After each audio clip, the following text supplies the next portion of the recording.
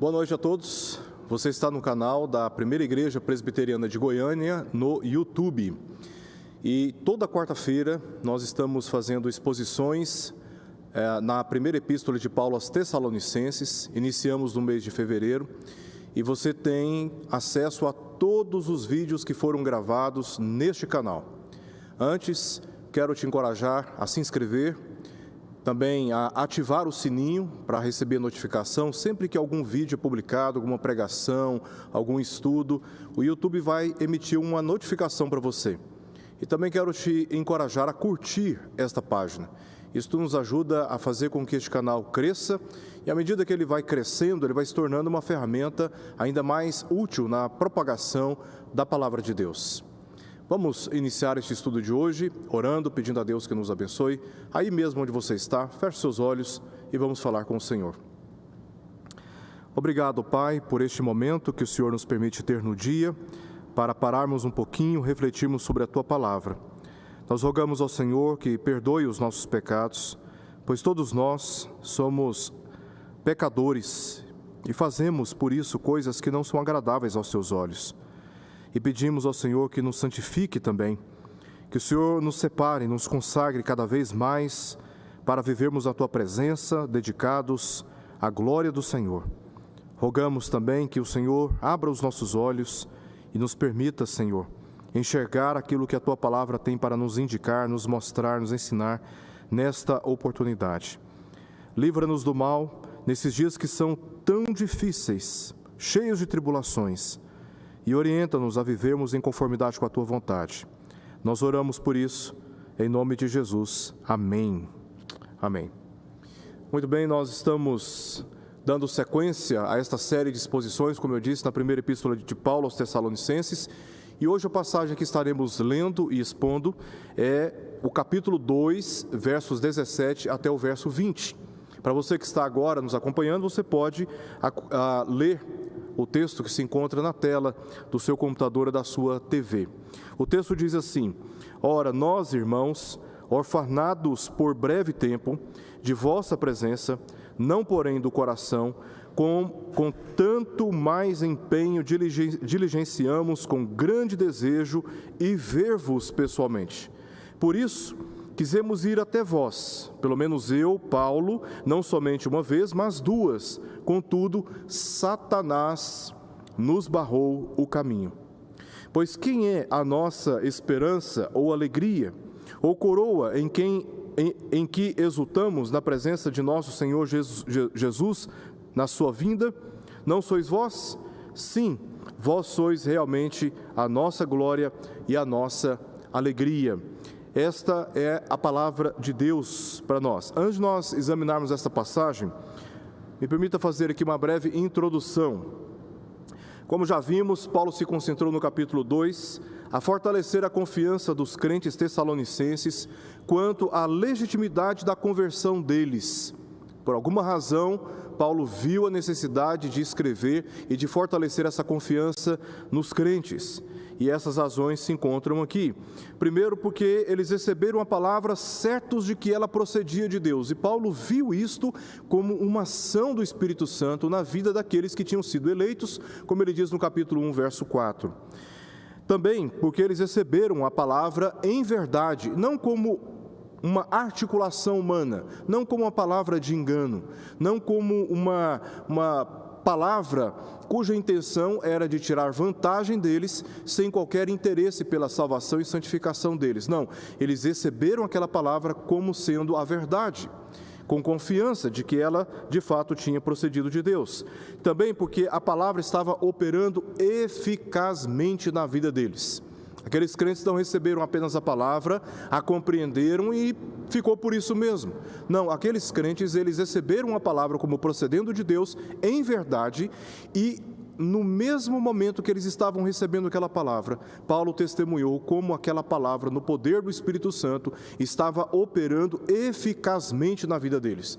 Por isso eles estavam vivendo uma vida de obediência, de abnegação e com a esperança na vinda do Senhor Jesus.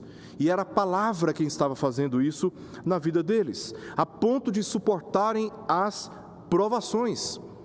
eles só resistiram às provações porque aquela palavra estava realmente plantada no coração deles. Se fosse apenas um conhecimento, esse conhecimento poderia ser substituído a partir do momento que eles ouvissem uma outra pregação, uma outra doutrina. Quem sabe uma pessoa mais persuasiva, mais didática, mais carismática, eles simplesmente poderiam mudar a consciência deles, o entendimento doutrinário que eles tinham recebido primeiramente, por outro. Mas eles só resistiram às provações, eles só resistiram às perseguições, às tentações, às provocações, às ameaças, porque eles tinham certeza de que aquela palavra de fato era a palavra de Deus. Apóstatas não têm nenhuma convicção na existência de Deus, na verdade da palavra. Apóstatas são convenientes, eles estão buscando aquilo que momentaneamente pode satisfazer a sua necessidade circunstancial. Mas esses crentes, segundo o testemunho do apóstolo Paulo, eles eram verdadeiros, porque independente das circunstâncias, eles sustentaram a fé que eles receberam pela palavra. Também porque eles foram identificados com as mesmas igrejas na Judéia que tinham sido perseguidas pelos judeus. Aqui eles estavam sendo perseguidos pelos gregos, assim como as igrejas, as comunidades cristãs da Judéia estavam sendo perseguidas especialmente pelos judeus. O apóstolo Paulo, ele tinha convicção de que aqueles crentes, de fato, eles eram crentes verdadeiros, porque eles estavam se identificando com aqueles que professavam a mesma fé em Jesus, razão porque também estavam sendo perseguidos. A igreja é uma, mesmo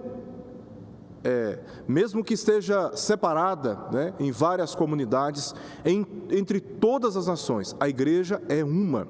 E por que a igreja é uma? Porque ela professa a mesma fé em Jesus Cristo. E o apóstolo Paulo deixou bastante claro que aqueles crentes estavam sendo identificados. Ele diz isso no capítulo 2, verso 14, porque eles estavam sendo identificados com os mesmos lá da Judéia, por causa da mesma fé. E por essas razões, o apóstolo Paulo está tentando provocar naqueles crentes esta confiança de que de fato eles não estavam abandonados. O Senhor Jesus já tinha sido assunto aos céus, aquele que lhes levou a palavra teve que sair de lá fugido, escapando para proteger a sua própria vida, e eles estavam ali sozinhos, recém-convertidos, passando por muitas tribulações. Então o apóstolo Paulo escreve, encoraja aqueles irmãos no capítulo 2, para que eles assim persistissem, perseverando no caminho do Senhor. Todo este testemunho se resume pelo fato de terem sido gerados pela palavra de Deus e estarem sendo guiados pela palavra de Deus. Não é por causa da presença do apóstolo, não é por causa da convergência de favorecimentos que aquela nova fé estava promovendo para a vida da igreja, mas não. É porque a palavra chegou até eles, e esta palavra estava não apenas persuadindo os seus corações a crerem, mas também estava os conduzindo nesta mesma fé, mesmo em meio às tribulações. Aqui Paulo exalta a suficiência e a autoridade das Escrituras para nos conduzir até Cristo Jesus. Os nossos pecados trouxeram sobre nós justas condenações da parte de Deus. Justas condenações da parte de Deus. E quando somos alcançados pela palavra da verdade, passamos a perceber o nosso estado e caímos em desespero. Então é a mesma palavra que denuncia o nosso pecado, que também aponta o caminho da salvação. Esta palavra aponta para Jesus Cristo, nos guia até Jesus Cristo. Este é o propósito da lei. A lei é perfeita. Ela reflete as leis morais de Deus, a natureza perfeita de Deus, a justiça perfeita de Deus. É por isso que diante da lei, eu e você somos acusados de incapacitados, imperfeitos. Somos esvaziados de qualquer poder que supostamente pensamos ter em relação à nossa vida e à história dela. A lei revela, denuncia que nós somos completamente corrompidos pelo pecado. E é isto que o Espírito de Deus faz através da lei de Deus pelo Evangelho. Aponta o caminho da salvação. O único que pode nos restaurar deste estado, o único que pode nos libertar desse estado, o único que pode nos dar esperança da vida eterna é Jesus Cristo. E é o Espírito Santo que nos convence pela palavra, e esta palavra chegou até os Tessalonicenses e não apenas persuadiu seus corações a crer em Cristo, como também estava operando eficazmente nas suas vidas, de modo que o seu testemunho estava repercutindo por toda parte. Então, esses resultados, essa palavra estava determinando tais resultados, tanto na salvação quanto também na preservação daqueles crentes. Uma vez que fomos salvos, pela comunicação que a palavra nos dá de fé salvífica em Jesus Cristo, nós percebemos como a palavra agora é importante para nos conduzir, como uma bússola, como uma lamparina no meio de uma escuridão, uma lanterna no meio da escuridão. Nós precisamos da palavra para nos conduzir. A palavra é tão eficaz para nos conduzir à salvação, como também para nos preservar, para nos guiar na vida na qual nós nos encontramos. Além do mais, o testemunho dos crentes tessalonicenses foi tão impactante que se tornaram modelo no modo como receberam e atenderam a palavra, cuja fé, diz o apóstolo Paulo, se divulgou das regiões mais próximas, Macedônia e também Acaia, províncias romanas, até várias partes, que ele aqui não especifica, porque, como já vimos, a cidade de Tessalônica estava localizada numa importante rota que ligava o Oriente até o Ocidente, até a cidade de Roma, por exemplo. Então, muitos que passavam pela cidade, entrando em contato com aqueles crentes, foram impactados, a fé foi divulgada, e eles perceberam, esses que estavam passando pela cidade, além dos que estavam naquela região da Macedônia e da Acaia, que de fato havia algo especial acontecendo com aqueles crentes. E o apóstolo Paulo admite isso como sendo um testemunho de uma fé verdadeira, porque a vida cristã verdadeira, ela faz distinção no meio das trevas. Ela não se confunde com aqueles que não creem em Cristo de fato e de verdade, porque o verdadeiro cristão, ele tem uma fé operosa, ele é comprometido com o Senhor, ele não negocia a sua fé, ele é disposto a perder qualquer coisa, qualquer bem, qualquer privilégio para se manter fiel ao Senhor. E Paulo vê no testemunho dos Tessalonicenses exatamente este testemunho, e ele, reconhecendo isso, está encorajando aqueles crentes a permanecerem neste caminho.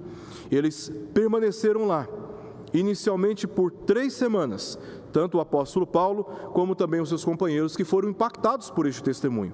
Eles estavam arrazoando acerca das Escrituras, expondo e demonstrando pelas Escrituras a necessidade de Jesus ter vindo ao mundo, ter padecido na mão de pecadores, ter sido sacrificado na cruz e também pelo poder do Espírito Santo ser ressuscitado dentre os mortos. E isto era o que o apóstolo Paulo e seus companheiros estiveram falando durante 3 semanas naquela cidade. Numerosa multidão foi persuadida e alguns deles se uniram a Paulo e Silas, diz o testemunho em Atos capítulo 17. Estes possivelmente se tornaram acompanhantes insistentes e ávidos pela palavra, por isso foram descritos distintamente da multidão. Quando nós lemos a passagem de Atos capítulo 17, verso 4, vemos que o apóstolo Paulo fala sobre uma multidão e alguns que tinham acompanhado tanto ele como seus companheiros. A ideia é de que esses se destacaram dentre a multidão, os acompanhando, os unindo com os missionários. Os crentes em geral, especialmente estes, se apegaram a Paulo e Silas, de tal modo que despertou neles um afeto igualmente especial pela igreja. Eles se apegaram ao apóstolo e aos seus companheiros. E eles, os apóstolos e seus companheiros, também se apegaram profundamente àqueles crentes, àquela igreja de um modo geral. E este apego bilateral entre comunicadores e ouvintes tinha uma única causa: a palavra do Senhor. Se não fosse a palavra do Senhor, o apóstolo Paulo seria apenas como um tagarela, né? Alguns de Atenas, para onde Paulo foi depois de Tessalônica, ele foi para Bereia, de Bereia foi para Atenas. Em Atenas, o apóstolo Paulo estava pregando e alguns acharam que ele era apenas um tagarela, né? Alguém que estava falando coisas sem sentido, porque eles não tiveram fé, eles não acreditaram, eles não receberam aquela palavra como procedente do Deus vivo e verdadeiro. Aliás, eles cultuavam muitos outros deuses, eles não tinham atenção nenhuma ao Deus vivo e verdadeiro. Mas aqueles crentes, eles só se apegaram a estes missionários, se unindo a eles por causa daquilo que a palavra fez em seus corações. Eles foram convertidos e eles se apegaram ao apóstolo e os seus companheiros, assim como eles também se apegaram à igreja por causa da palavra. A palavra é o que nos une. A palavra é que nos faz uma só igreja. Pregadores, ouvintes, somos unidos pela palavra, que dá testemunho a respeito de Jesus Cristo. A fidelidade dos mensageiros da palavra era a mesma dos ouvintes, e isto produziu a verdadeira comunhão entre a igreja e os seus líderes. Foi a palavra, como eu já disse aqui e enfatizei. Tal comunhão é descrita em termos de um genuíno amor e interesse, tanto dos missionários para com a igreja, como também da igreja para com os missionários. De Paulo e seus companheiros se reencontrarem pessoalmente, o interesse deles com a igreja, entre os versos 17 e 20, a passagem que nós lemos aqui no capítulo 2. Então, é por este apego, por este sincero interesse e amor pelos crentes em Tessalônica, que eles desejaram grandemente voltarem lá e reencontrarem aqueles crentes. É o assunto que nós temos para explorarmos aqui na passagem que nós lemos, e nós leremos aqui o verso 17 mais uma vez, iniciando a explicação deste texto para a nossa própria edificação. O verso 17 começa dizendo: ora, nós, irmãos, orfanados por breve tempo. É assim que ele começa o verso 17.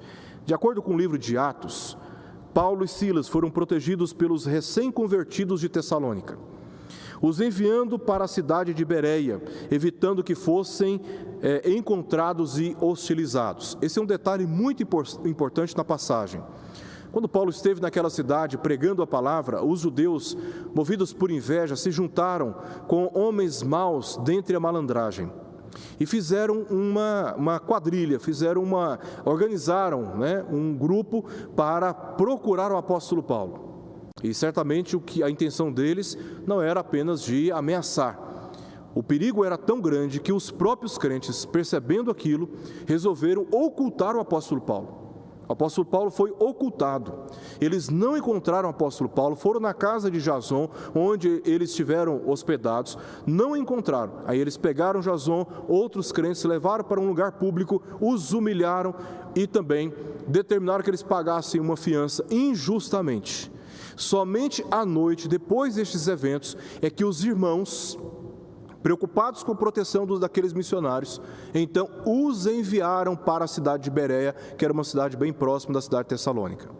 Então o apóstolo Paulo e também Silas e Timóteo, eles foram enviados, voz passiva. Os irmãos recém-convertidos, vendo o risco que estavam correndo e acreditando que aquilo não se tratava de um blefe, ocultaram os missionários e eles se encarregaram de enviá-los para outra cidade. Tudo indica ter sido uma situação tão grave que, mesmo contra o desejo de Paulo e Silas, os crentes enviaram, se tratando de uma medida baseada na operosidade da fé e do amor abnegado deles. Você imagina a situação daqueles crentes, dentre tantas filosofias dos poetas gregos, dentre tantos deuses, não apenas dos gregos, mas também dos romanos, dentre tantas tradições religiosas, idólatras e de promiscuidades naquele contexto, alguém chega e fala a verdade para eles, eles percebem aquela verdade e eles creem que aquela mensagem de fato procedia de Deus. E os únicos que eles conheciam eram aqueles missionários. Pensa na situação. Raciocine comigo como foi para aqueles irmãos importante preservar a vida daqueles comunicadores, daqueles missionários. Se eles morressem, talvez eles não teriam oportunidade de continuarem ouvindo a respeito das grandezas de Deus. Então eles rapidamente agiram de forma inteligente e estratégica, se expondo aos perigos de serem depois retalhados pelos adversários, de ocultarem os missionários e levarem eles para outra cidade. Então isso foi feito como uma medida de fé, um exercício de fé, de proteger aquele que estava pregando a palavra, aquele que estava comunicando a verdade, e eles fizeram isso também por amor àqueles apóstolos. daquele apóstolo e daqueles companheiros. Um amor abnegado, porque eles estavam correndo também risco. Certamente Paulo se referiu a esta mesma situação aqui no verso 17. A palavra orfanados na língua grega é um verbo que aparece aqui no nosso texto. É um verbo. Esse verbo é aporfanisso. Essa palavra é formada por uma preposição, apo, que significa da parte de algo que está sendo separado de outra coisa, e um adjetivo, orfanos, que significa privado. E este é o significado aqui dessa palavra aporfanisso, cujo sentido primordial é separado e acompanha a ideia de um filho tirado dos cuidados da sua família pela morte ou pelo sofrimento. É daqui que nós tiramos a palavra na língua portuguesa para órfão, que é aquele que foi separado, seja pela morte dos seus pais, ou seja por algum sofrimento que esta criança ou os pais estiveram passando e que justificaram esses sofrimentos, justificaram a separação de um filho para com seus pais. Essa é a palavra que o apóstolo Paulo usa, cujo sentido na língua grega nós já verificamos aqui. Veja que essa palavra está carregada de afeto e de um significado impactante.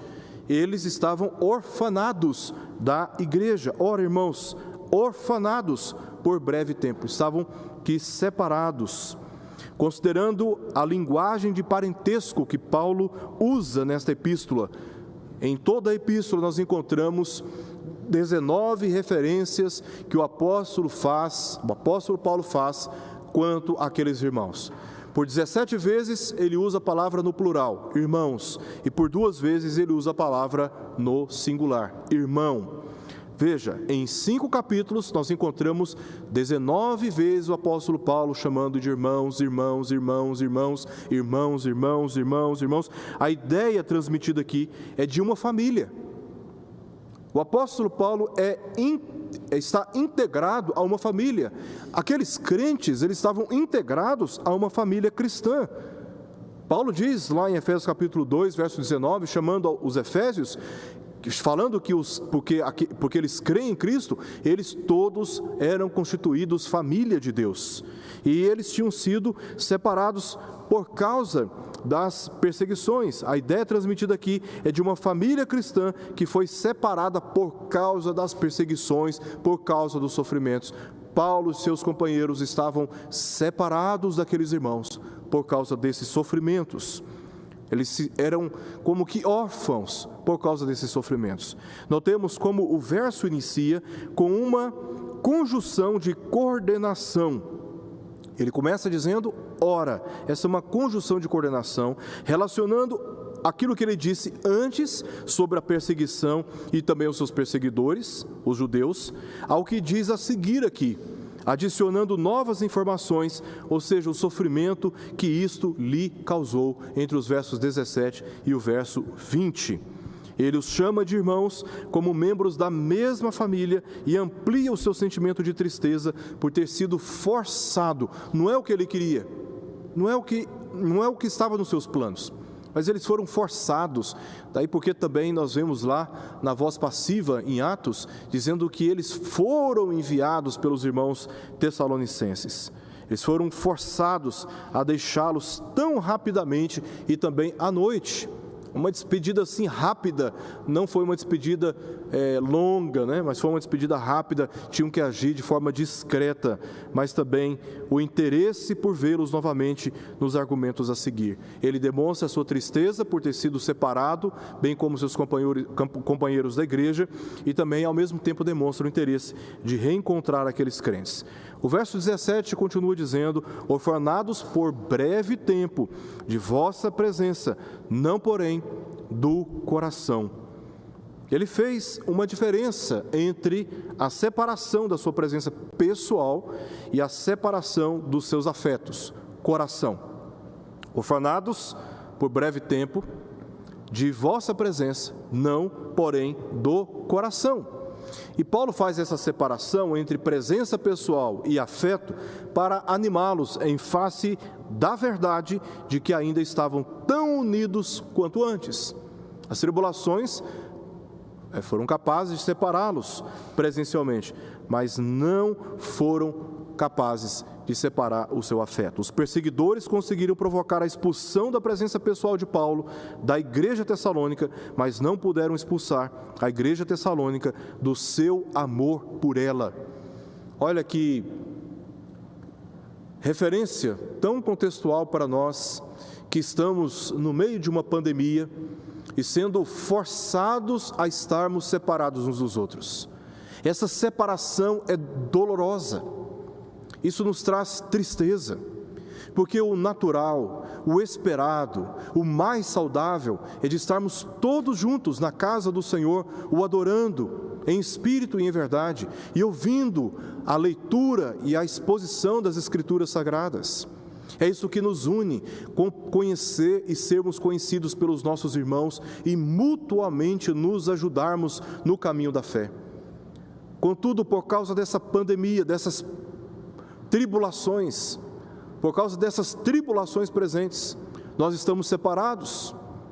Há muito não estamos podendo nos reunir como antes, para prestarmos culto a Deus publicamente. Estamos separados.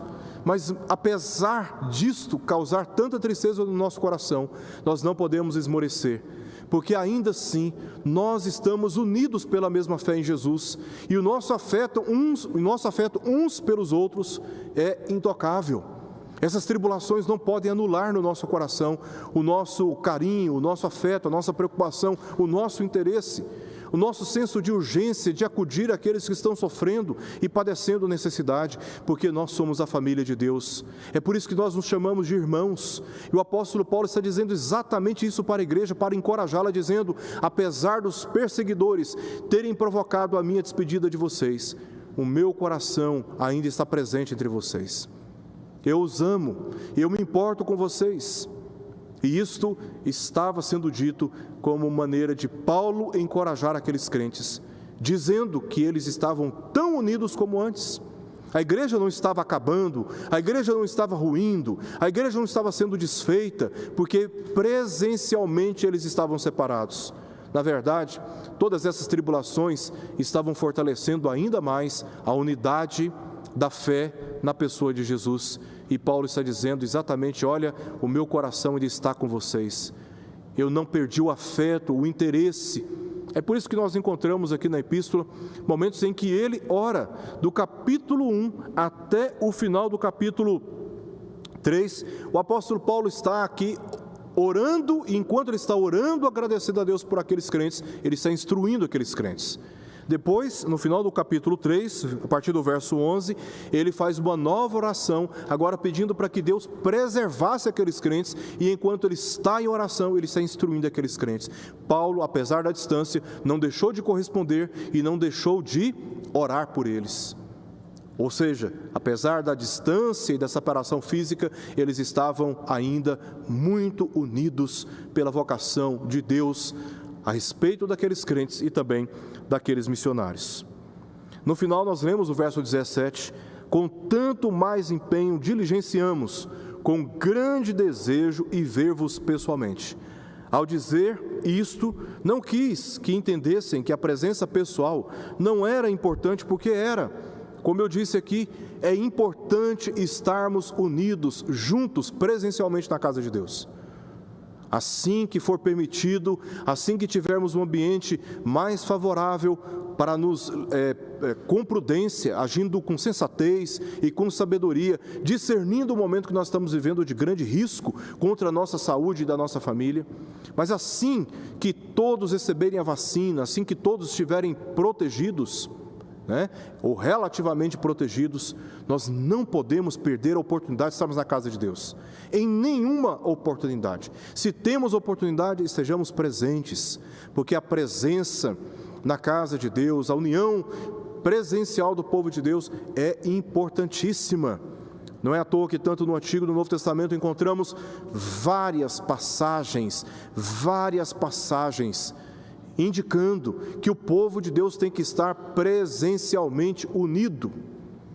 Olha, por exemplo, o que acontece no Êxodo. O povo saiu como um povo só do Egito, eles marcharam juntos no deserto, eles viveram todas as tensões juntas, eles receberam as provisões de Deus juntos, e assim em toda a história bíblica nós vemos o povo de Deus reunido, presente, apesar das tribulações. Então, ao dizer isto, o apóstolo Paulo não estava menosprezando a importância da sua presença pessoal diante ou no meio daqueles crentes em Tessalônica, porque era. Por este motivo, com seus companheiros, se empenhou, ele diz, diligentemente, ou seja, de forma rápida, sem procrastinação. Eles diligenciaram, eles agiram de forma rápida para irem ao encontro deles novamente. Não que a perseguição tivesse terminado, mas que o desejo de reencontrá-los era maior que os perigos que essas tribulações estavam oferecendo. Mesmo sabendo das tribulações, eles tentaram voltar. Principalmente o apóstolo Paulo, que ele destaca. Aqui, como já vimos, ele destaca, veremos agora no próximo verso, verso 18, ele destaca como ele se esforçou para voltar.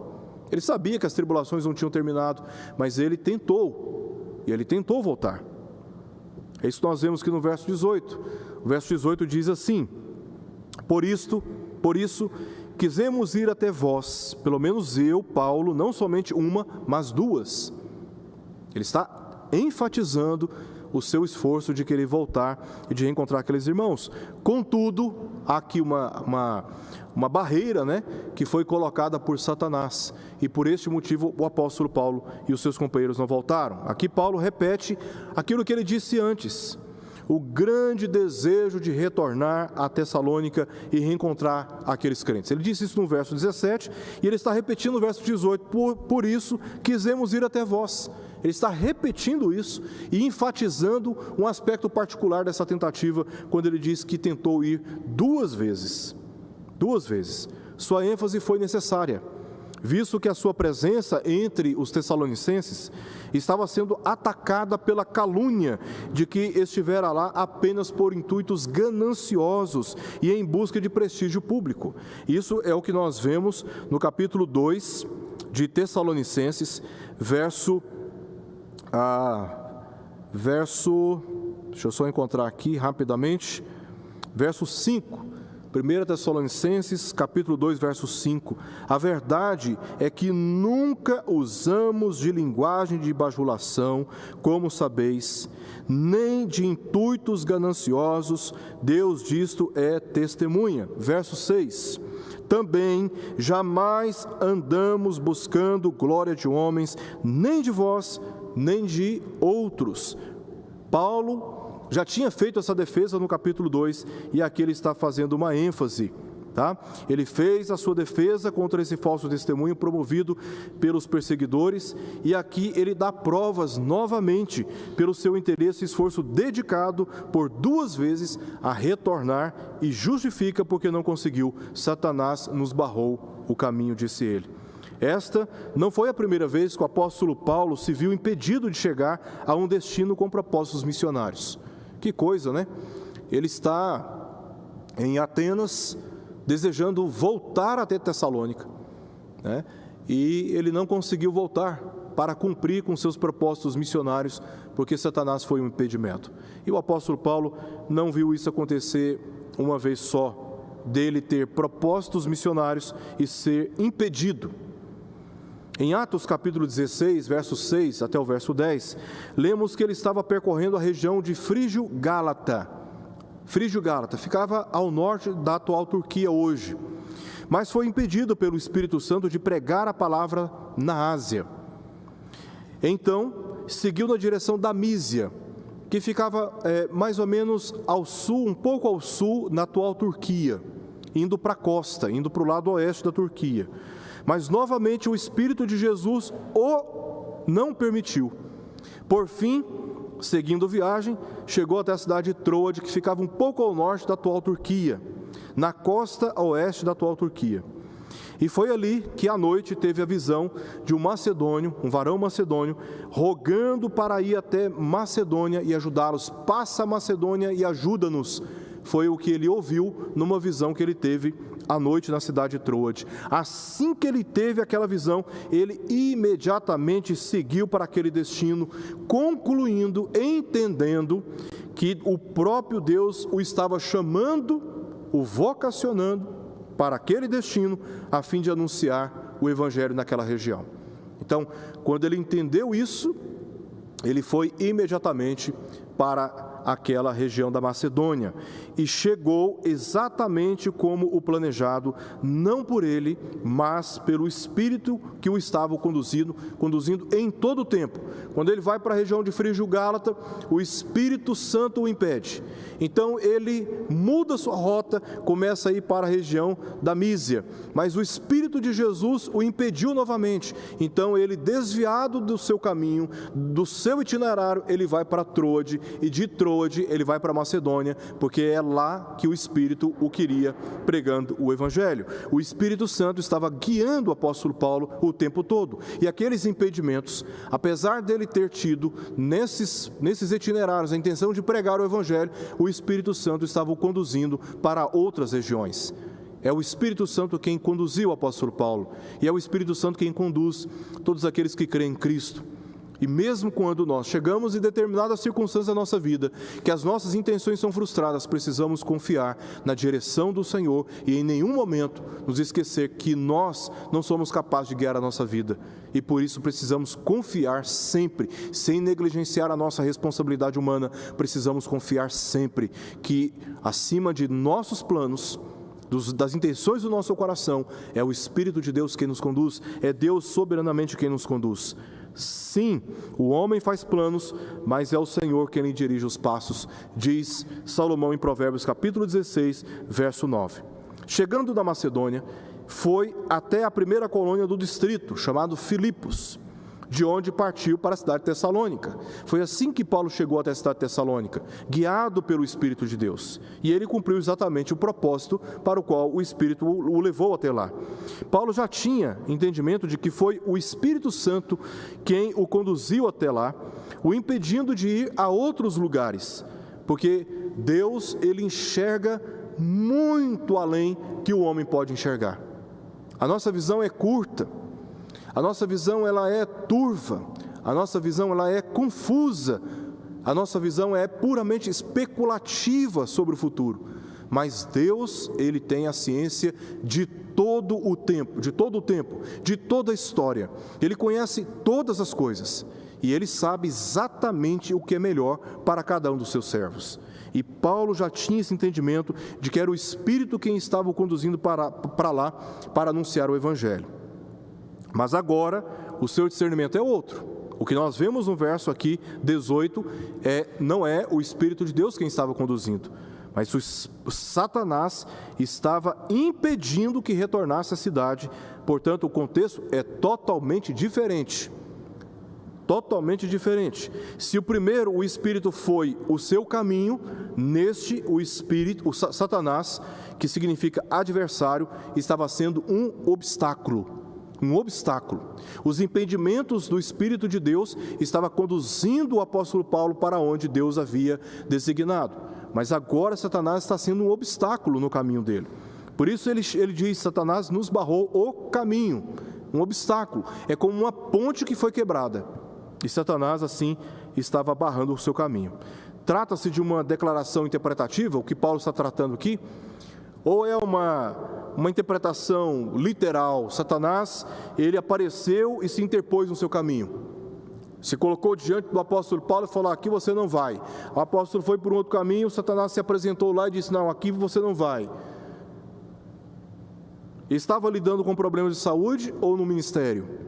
São possibilidades que nos fazem tentar entender o que de fato estava acontecendo com o apóstolo Paulo. E existem aí várias especulações sobre como na literatura, a bíblica, de comentaristas, de teólogos, existem várias especulações que são feitas na literatura. A grande questão é que não podemos afirmar exatamente como Paulo estava se vendo impedido por Satanás para retornar a Tessalônica. E por que nós não podemos afirmar exatamente como ele estava se vendo impedido por Satanás? Porque nós não encontramos na passagem nenhuma informação clara que nos dê essa confiança. O que passa disso é pura especulação, e nós não podemos ir além da Escritura. Dito isso, podemos observar questões bastante relevantes aqui no nosso contexto, para entendermos o que está escrito na palavra. E eu quero destacar aqui pelo menos 5 questões. Primeiro, Satanás estava barrando o caminho. O apóstolo Paulo é claro ao afirmar que quem estava impedindo de chegar até a cidade de Tessalônica era Satanás. Tratava-se de um conflito de natureza maligna, ainda que através de eventos naturais. Então, ele tinha o discernimento de que algo de natureza maligna estava ali impedindo que ele chegasse até o destino que ele havia planejado. Segundo, Paulo estava na lista dos mais procurados na Macedônia. Por isto, a cidade estava em alvoroço, como nós lemos lá em Atos capítulo 17, e correndo risco real de vida. Se isso não fosse verdade, o apóstolo Paulo não teria consentido com aqueles irmãos de deixar a cidade de Tessalônica e ir para a Bereia.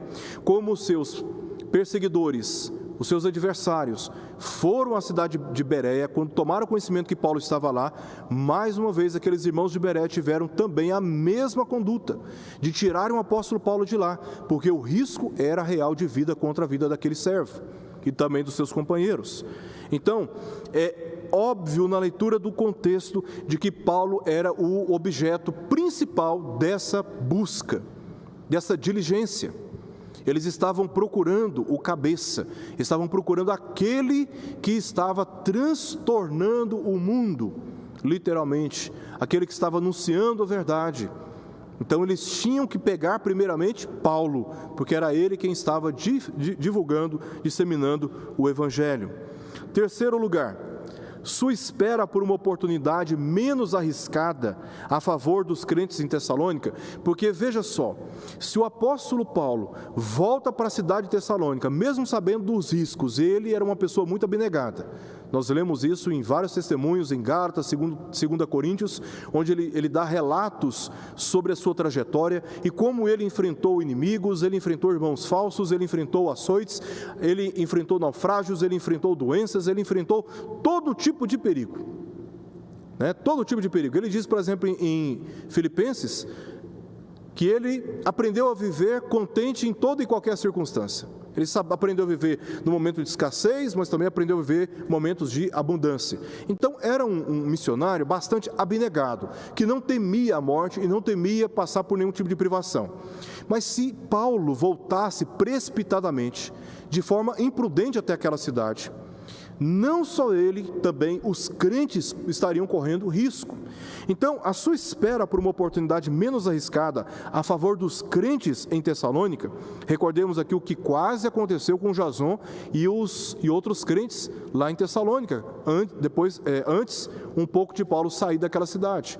Eles correram um risco real de vida, e Paulo não poderia, em nome, ou em busca da sua motivação, particularmente, expor aqueles irmãos a um risco sério de vida. Então, Paulo estava esperando, Ele estava esperando por uma oportunidade. E essa espera estava produzindo uma ansiedade insuportável no seu coração. E ele resolveu interromper, enviando Timóteo em seu lugar. De onde nós tiramos isso? Nos próximos versos, capítulo 3, verso 1, ele diz assim, verso 1 e verso 2: pelo que não podendo suportar mais o cuidado por vós, o cuidado que ele estava tendo pelos crentes, pareceu-nos bem ficar sozinhos em Atenas, e enviamos o nosso irmão Timóteo, ministro de Deus no Evangelho de Cristo, para, em benefício da vossa fé, confirmar-vos e exortai-vos. Também no verso 5 do capítulo 3, ele diz o seguinte: foi por isso que, já não me sendo possível continuar esperando, mandei indagar o estado da vossa fé, temendo que o tentador, veja, aqui um outro nome para Satanás, o tentador vos provasse e se tornasse inútil o nosso labor.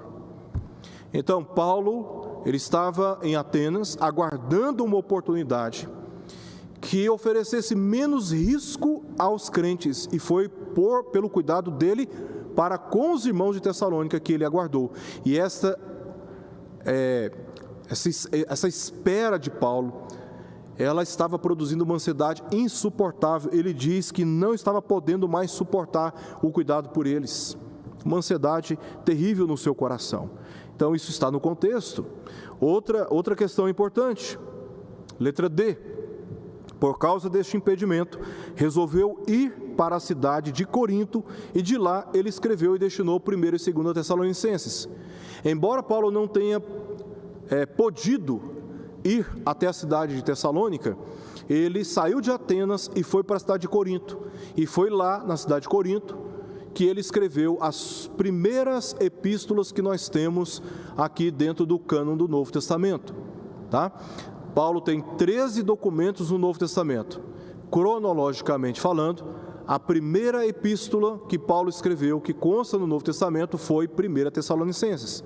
Se Paulo tivesse ido, talvez não teríamos essa epístola, mas porque Paulo foi impedido, ele se correspondeu com aquela igreja, não apenas uma, mas 2 vezes na cidade de Corinto, naquele contexto. E é por isso que hoje nós temos esses escritos, é por isso que hoje nós temos essas epístolas que serviram tão bem à fé daqueles irmãos que se encontravam na cidade de Tessalônica, como também para nós hoje, depois de tanto tempo. Palavra de Deus inspirada para nós. E por fim, em Corinto, veja só, isso está dentro do contexto. Ele conta essa história em 2 Coríntios, capítulo 12, verso 7 ao verso 8. Ele recebeu um espinho na carne. E ele qualifica, ele descreve esse espinho na carne como sendo mensageiro de Satanás, com a finalidade de o esbofetear, para que ele não se ensoberbecesse. João Calvino, ao fazer um comentário sobre essa passagem, foi procurar saber o que este teólogo renomado, e marcante na história da igreja, como ele viu essa passagem, ele pesquisou essa passagem, como ele analisou essa passagem. João Calvino, ele interpretou essa experiência de Paulo apenas como uma soma de todos os diferentes tipos de provações que era atormentado, algo que estava atormentando a sua alma. Tá? Existem muitos detalhes na passagem aqui de 2 Coríntios, mas de forma resumida, João Calvino, ele resume essa experiência de Paulo apenas como essa soma de diferentes tormentos na sua alma, por conta de tudo que ele viveu no seu ministério. Então, seguindo aqui, considerando estes aspectos evidentes no contexto, não podemos evitar a resposta mais ampla e também óbvia de que a culpa pela separação de Paulo dos Tessalonicenses foi diretamente do verdadeiro inimigo, Satanás, o adversário de Deus. Paulo não voltou porque Satanás o impediu, porque Satanás foi o responsável. Satanás, não surpreendentemente, meus irmãos, se opõe aos cristãos e tenta, a todo instante, enfraquecer a comunhão presencial deles. Esta é uma intenção que Satanás tem com a igreja, de desfacelar os seus relacionamentos, colocando um contra o outro, fofocaiada, um contra o outro, um destruindo a reputação do outro, jogando membros contra a liderança contra os seus membros, enfraquecendo os laços de afetos, os laços de respeito, de honra, de consideração, de mutualidade, de cuidado, de zelo, de interesse, de preservação uns dos outros. Somente Satanás tem o interesse de nos enfraquecer, fazendo com que nós ofendamos o nosso irmão, fazendo com que nós, nos tentando a não oferecer perdão, não exercermos misericórdia, não exercermos paciência. Satanás tem o interesse, no meio disso tudo, de desfacelar a comunhão da igreja. Ele é o instigador principal de igrejas com baixíssima frequência nos seus templos, ou até mesmo vazias. Eu já fui numa igreja, numa determinada região, e me preparei para poder pregar. O pastor também se preparou. Já sabíamos da dificuldade. Chegamos lá nessa cidade, eu estava trabalhando como missionário. Chegamos nessa cidade e abrimos a igreja, preparamos todas as coisas e ficamos aguardando os irmãos chegarem. Os irmãos não chegaram. Passado um bom tempo e os irmãos não chegaram. Então resolvemos colocar os joelhos no chão e rogamos a Deus por aquela cidade, porque não estava sendo negado o evangelho naquela cidade e aquela igreja não recebeu naquele culto um irmão sequer. E aquilo foi algo muito triste para mim e para aqueles que comigo estavam naquela ocasião. Satanás, ele não se contenta e ele não se omite de impedir que crentes estejam juntos. Ele está o tempo todo tentando, das mais variadas maneiras, para impedir que estejamos juntos na casa de Deus. Não subestimamos os desígnios de Satanás contra a igreja, porque ele, Satanás, o nosso adversário, ele não quer que nós nos fortalecemos na palavra e na comunhão com Deus juntos. Ele sabe, como rebanho que somos de Deus, se ele separar as ovelhas, elas se tornam presas fáceis para os enganos deste século, para as falsas doutrinas que são comunicadas por falsos mestres e que estão dentro e fora da igreja, ativos e entusiasmados com o que eles estão fazendo contra a igreja. A sua persistência é coerente com a sua natureza de adversário. O apóstolo Paulo diz que ele tentou não apenas uma vez, mas 2 vezes, e houve uma insistência de Satanás para barrar o caminho do apóstolo Paulo, a fim de que ele não voltasse a Tessalônica e presencialmente, pessoalmente, fortalecesse a fé daqueles irmãos. E esta insistência é coerente com a natureza desse adversário. Ai do cristão que ignora a existência de Satanás, que ignora as suas tentações e que ignora também as suas intenções. São presas fáceis. Nós temos um adversário que se chama Satanás. E nós temos que, confiados na obra de Jesus Cristo, que é o nosso grande libertador, o guerreiro que está à nossa frente, o rei de todo o seu povo, nós temos que confiar nele e usarmos das armas espirituais, como diz o apóstolo Paulo em Efésios capítulo 6. Nós não podemos ignorar que no meio dessas tribulações e por trás dessas tribulações, que no meio de diversos níveis de relacionamentos e grupos sociais, e por trás destes, existem hostes demoníacas atuando para nos desviar do caminho, para enfraquecer a nossa fé, fazer-nos perder a confiança na obra de Jesus. E temos que abrir os nossos olhos, porque Satanás não quer que nós andemos juntos, não quer ver a igreja cheia, não quer ver os irmãos congregando, não quer ver os irmãos unidos, cantando louvores, aprendendo a palavra, fazendo orações e um dando forças para o outro. Ai do cristão que ignora a existência de Satanás, que ignora as suas tentações e também as suas intenções. O verso 19, nós lemos o seguinte: pois quem é a nossa esperança, ou alegria, ou coroa, em que exultamos na presença de nosso Senhor Jesus em sua vinda? Não sois vós?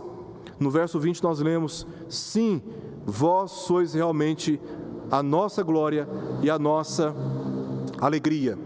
Ele faz uma pergunta retórica e ele mesmo responde a esta pergunta, dizendo: sim, vós sois realmente a nossa glória e a nossa alegria. Apesar da distância pessoal de Paulo, ele pretendeu deixar o seu relacionamento com os tessalonicenses o mais claro possível, para não ficar nenhuma dúvida. Ele diz de forma enfática, desde o verso que nós lemos, 17, ele está enfatizando o interesse dele estar com os irmãos. Ele justifica isso, como lemos aqui no verso 18, por que ele não foi. E aqui, de forma ainda mais clara, ele está dizendo como ele está unido àquela igreja, e como aquela igreja está unida a ele, nos versos 19 e verso 20. Antes afirmou o quanto se importava profundamente com eles, agora a sua firme expectativa. Qual a expectativa dele né, nesta união, nesta comunhão com aqueles irmãos. Neste verso, encontramos a segunda menção que ele faz ao retorno de Jesus. Em toda esta epístola, ele faz essa menção no capítulo 1, verso 10, depois ele faz essa menção aqui, no verso 19 do capítulo 2, depois no capítulo 3, pela terceira vez, no verso 13, ele faz menção à vinda de Jesus, depois no capítulo 4, ele faz menção também da vinda de Jesus, no verso 17 especialmente, verso 17 principalmente, depois por fim, no capítulo 5, no verso 23, ele faz menção novamente à vinda de Jesus. Em cada capítulo o apóstolo Paulo toca nessa esperança da vinda do Senhor Jesus. E ele faz essa menção aqui num contexto em que declara que os tessalonicenses era a sua esperança. Ele diz, pois quem é a nossa esperança? Ele diz lá no final, né, respondendo, que eram eles. Mas em que sentido o apóstolo Paulo se refere àqueles crentes como sendo a sua esperança? A nossa esperança não é Jesus? Não é a volta do Senhor Jesus? Então é importante entendermos em que sentido Paulo está aqui se referindo àqueles crentes como a sua esperança. Aos Filipenses, apresentou a sua expectativa de que perseverassem na palavra da vida, como luzeiros do mundo, para que no dia de Cristo se gloriar de que não correu em vão, nem se esforçou inutilmente. Esta era a expectativa que Paulo tinha com a igreja de Filipos, uma cidade bastante próxima da cidade de Tessalônica. Ele disse, olha, eu espero no dia de Cristo que vocês, entre aspas, não me passem vergonha, né? Mas que vocês sejam revelados como aqueles que de fato atenderam a palavra e receberam a palavra e foram por Deus justificados os seus pecados em Cristo Jesus, para que eu não passe vergonha do tipo, eu me dediquei tanto, né, para no final ver que não entenderam o Evangelho. É por isso que, quando ele escreve aos Gálatas, ele se mostra perplexo, decepcionado, porque eles tão rapidamente passaram do Evangelho para um outro Evangelho. Paulo, por causa de uma enfermidade, ele ficou na região da Galácia, pregou o Evangelho para aqueles crentes, e quando ele se ausentou, os judaizantes, que eram pessoas que tinham recebido e tinham conhecimento já do Evangelho, mas que não abriam mão das tradições, estavam persuadindo os crentes que eles não poderiam abrir mão das tradições que Cristo já tinha na sua expiação, na sua obra, satisfeitas diante do Senhor. Mas os crentes da Galácia, eles abandonaram o que Paulo tinha ensinado e voltaram às tradições dos judeus, e tradições essas que tinham também elementos da filosofia dos gregos, de superstições dos pagãos. E Paulo fala, como vocês fazem uma coisa dessa comigo? Como que vocês me envergonham? Chega a chamar os Gálatas de insensatos, porque eles receberam o Evangelho, eles ouvem pregadores bíblicos sérios, e ao mesmo tempo estão ouvindo porcarias na internet, enchendo a cabeça de doutrinas vãs, acreditando ainda que se ouvem por um lado que a Cristo e o sacrifício de Cristo é suficiente para a nossa justificação, e ao mesmo tempo estão se convencendo de que é preciso fazer campanhas, é preciso dar dinheiro, é preciso cumprir com disciplinas espirituais para se apegarem à confiança de que de fato Deus os ama. O que é isso? Não. E Paulo está aqui dizendo, olha, isto não é com vocês, vocês são a minha esperança, porque eu tenho certeza pelo testemunho que eu já obtive de vocês, que de fato vocês são cristãos verdadeiros, lavados, regenerados, libertos, justificados, transformados pelo poder do sangue de Jesus Cristo no Calvário. E Paulo está dizendo nesse sentido que aqueles crentes eram sim a sua esperança. E essa esperança que Paulo sustenta na vinda de Jesus e também na sua presença. Neste dia, diz Paulo em 1 Coríntios capítulo 4, verso 5, nesse dia Jesus trará a plena luz as coisas ocultas das trevas, mas também manifestará os desígnios dos corações. Nós Por causa do pecado, desenvolvemos um mecanismo de autodefesa. Assim como Adão e Eva fugiram para trás das árvores do jardim no Éden, ainda hoje o homem tenta se esconder através de bom comportamento, de religiosidades, né? Ele tenta se esconder através de uma profissão, ele tenta se esconder através de uma família perfeita, ele tenta se esconder através das suas conquistas acadêmicas, ele tenta se esconder através de uma piedade social, de acolher, de suprir necessidade dos pobres, das pessoas. O homem está o tempo todo tentando se esconder diante de Deus, e nós olhamos assim no geral, nós não temos noção de quem verdadeiramente teme o Senhor, é convertido de fato ou não, nós não sabemos. Mas no dia de Cristo não haverá confusão, porque Ele trará a plena luz, as coisas ocultas nas trevas, e ainda manifestará os desígnios dos corações. Certamente a expectativa de Paulo estava relacionada com os frutos do seu ministério, como uma oferta aceitável a Deus, uma vez santificada pelo Espírito Santo. Tendo cumprido com fidelidade o encargo de lhes ter pregado o Evangelho, conduzindo-os para o tão esperado dia da manifestação do Senhor Jesus. E ele já estava experimentando desta esperança, alegria e honra, que ele se refere aqui à coroa, pelo testemunho daqueles crentes. É por isso que o verso 20 ele diz: sim, vós sois realmente a nossa glória e a nossa alegria. Paulo estava convicto de que aqueles crentes, eles de fato tinham sido alcançados pela graça de Deus, e esses crentes, movidos por essa confiança, deveriam continuar suportando as provações, aguardando a bendita vinda do Senhor Jesus Cristo. E assim, Paulo comunica nessa parte o seu interesse, o seu amor, o seu afeto. Ele se justifica e mostra para aqueles crentes como eles estão unidos apesar de estarem separados presencialmente. Os encoraja a perseverarem na fé e aguardando a bendita vinda do nosso Senhor Jesus Cristo. Que esta palavra sirva para você de encorajamento, que você, ouvindo esta palavra, a palavra de Deus, você se guie nas suas decisões, nas suas experiências. E não se esqueça, Jesus está para voltar. Jesus está voltando. Todas essas tribulações, essas pestes, essas guerras, estas corrupções crescentes, esse enfraquecimento da espiritualidade do homem, o homem se tornando cada vez mais egoísta, avarento, promíscuo, todas essas coisas estão apontando para o fim.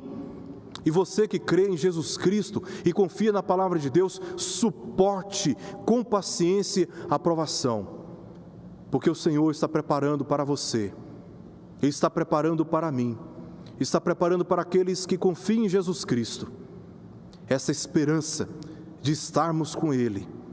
E esse dia está se aproximando. Até esse dia, que sejamos firmes na fé em Jesus Cristo, unidos por essa fé como povo de Deus na terra, desviando as nossas intenções e também as nossas obstinações nas coisas materiais, ainda que sejam importantes, ainda que seja saudável, desejar ter coisas, desejar ter posições, crescer na profissão, isso é importante, isso é saudável, isso é natural, mas não façamos dessas coisas, a busca dessas coisas, o objetivo final da nossa vida, porque o objetivo final da nossa vida é glorificarmos a Deus e experimentar dessa glória para todo sempre. Creia nessa palavra, santifique-se na presença do Senhor, abandone todos os seus pecados, confie na justificação da parte de Deus em Cristo Jesus e nunca se desapegue da sua igreja, dos seus irmãos. Sempre que tiver oportunidade, esteja junto com os demais irmãos, cantando louvores como povo do céu, ainda na terra, até que seja o dia perfeito. Que Deus abençoe não apenas a minha vida, abençoe também a sua vida, abençoe a todos nós com esta palavra, em nome de Jesus. Vamos orar. Senhor Deus, eu oro pelo Teu povo e peço que pela Tua palavra o Teu povo seja sustentado nesses dias que são maus. Que a alegria do Senhor invada os seus corações, haja paz, haja ânimo, haja alegria no Espírito Santo, e eles sejam também cheios de amor de uns para com os outros.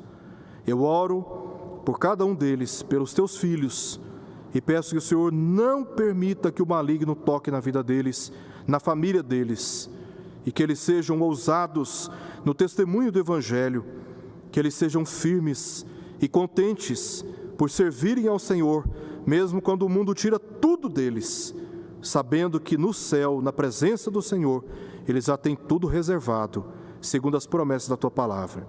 Oro por isso, Pai, em nome de Jesus. Amém e amém. Antes de encerrar esse vídeo, eu quero dizer e te pedir para que você não deixe de orar. Ore pela sua casa, ore pela sua igreja, ore pela sua liderança, ore pela sua vida. Peça a Deus sem cessar para que te fortaleça, para que te cubra com as suas mãos poderosas. E você não desanime em nenhum momento da sua vida.